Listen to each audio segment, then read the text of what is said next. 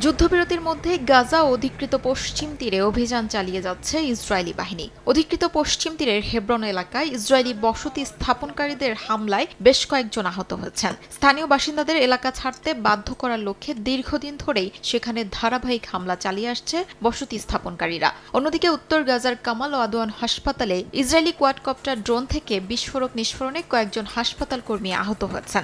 আন্তর্জাতিক সম্প্রদায়ের প্রতি এসব হামলা বন্ধে জরুরি পদক্ষেপ নেওয়ার আহ্বান জানিয়েছে ফিলিস্তিনি স্বাস্থ্য মন্ত্রণালয়।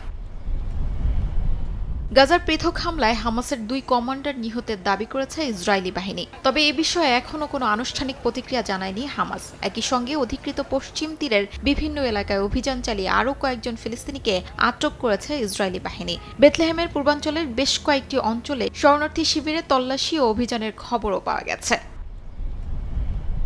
এদিকে গাজার মানবিক সংকট মোকাবেলায় কূটনৈতিক উদ্যোগ জোরদারের আহ্বান জানিয়েছে জাতিসংঘ।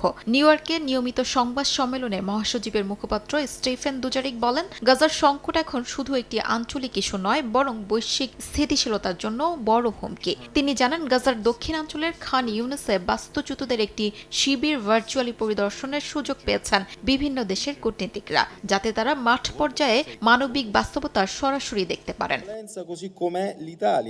ফিলিস্তিনি প্রেসিডেন্ট মাহমুদ আব্বাস আগামী 28 নভেম্বর আইনসভা নির্বাচনের ঘোষণা দিয়েছেন। পরিকল্পনা অনুযায়ী নির্বাচন অনুষ্ঠিত হলে 2 দশকের বেশি সময় পর প্রথমবার ফিলিস্তিনে সংসদীয় ভোট গ্রহণ হবে। প্রেসিডেন্সিয়াল ডিক্রির মাধ্যমে ঘোষিত এই নির্বাচনে পশ্চিম তীর, গাজা উপত্যকা ও পূর্ব জেরুজালেমের ফিলিস্তিনিদের অংশ নেওয়ার আহ্বান জানানো হয়েছে। তবে প্রেসিডেন্ট নির্বাচনের তারিখ এখনও ঘোষণা করা হয়নি। 2005 সালে ইয়াসির আরাফাতের মৃত্যুর পর থেকেই প্রেসিডেন্টের দায়িত্ব পালন করছেন 90 বছর বয়সী মাহমুদ আব্বাস। শিউলি রোজা, সময় সংবাদ।